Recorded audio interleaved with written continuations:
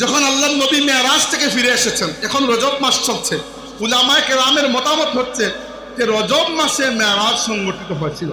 যদিও কেউ কেউ বলেছেন না রজব নয়, রমজান মাসে, কিন্তু এটা খুব কম মতামত। বেশিরভাগ আলিমের মতামত হচ্ছে রজব মাসে। তাই রজব মাসে যখন মেরাজ থেকে ফিরে এসেছেন আল্লাহর নবী সাল্লাল্লাহু আলাইহি ওয়াসাল্লাম, পরদিন সকালে মক্কাবাসীর সামনে নিজের মেরাজের ঘটনা খুলে বলছেন। যারা মুমিন তারা বিশ্বাস করেছে, যারা কমজোর এদের মধ্যে সন্দেহ, আর কাফির যারা এরা টিটকারি করেছে। আবু বকর রাদিয়াল্লাহু আনহু এই মাহফিলে উপস্থিত ছিলেন না, তিনি অনেক পরে যখন আসছিলেন, আসার পথে কয়েকজন মক্কার কাফির তাকে রাস্তায় পেয়ে বলল যে তোমার নবীর কাছে গিয়ে আজকে একবার শুনে আসো, তোমার নবী আজকে যে গল্প করতেছেন তিনি নাকি এক রাতের মধ্যে আসমানে গিয়ে আবার ফিরে এসেছেন। আবু বকর রাদিয়াল্লাহু আনহু তখনও পর্যন্ত আল্লাহর নবীর জবান মুবারক থেকে এই ঘটনা শুনেন নাই।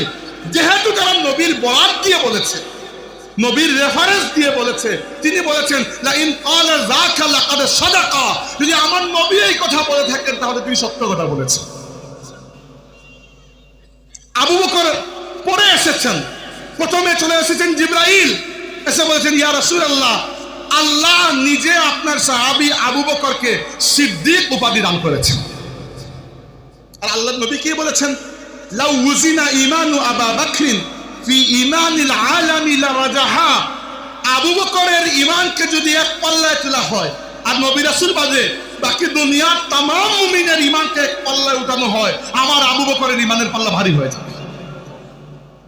আবু বকর সিদ্দিকের এই ঈমানের কারণ হচ্ছে আল্লাহর রাসূলের সাথে তার তাআল্লুক, তার সম্পর্ক। হিজরতের সময় মাত্র দুইজন মানুষ দুনিয়ার উপরে, রাহমাতুল্লিল আলামিন সাল্লাল্লাহু আলাইহি ওয়াসাল্লাম আর সাথে সঙ্গী আবু বকর সিদ্দিক রাদিয়াল্লাহু আনহু। পথ চলছেন, আবু বকর রাদিয়াল্লাহু আনহু একবার আল্লাহর নবীর ডানে যান, একবার বামে, একবার সামনে, একবার পেছনে। আল্লাহর নবী জিজ্ঞেস করলেন, আবু বকর কি করছো? তিনি বললেন, ইয়া রাসূলুল্লাহ, আমি একা মানুষ, আর মক্কাবাসী আপনাকে হত্যার জন্য বেরিয়ে গেছে। আমার এক সময় মনে হয় এরা পেছন থেকে আপনাকে হামলা করবে, আমি আপনার পেছনে চলে যাই, যে আমার শরীর থাকতে আমার নবীর উপর কেউ আঘাত করতে পারবে। যখন মনে হয় সামনে থেকে আঘাত করবে, আমি সামনে চলে আসি। আল্লাহ নবী বললেন, আবু বকর,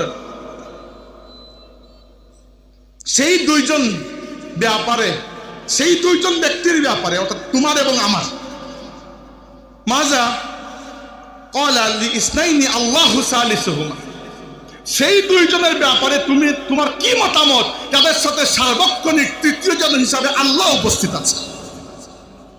আবু বকর রাদিয়াল্লাহু আনহু ইসলামের এই খেদমত আঞ্জাম দিয়েছেন।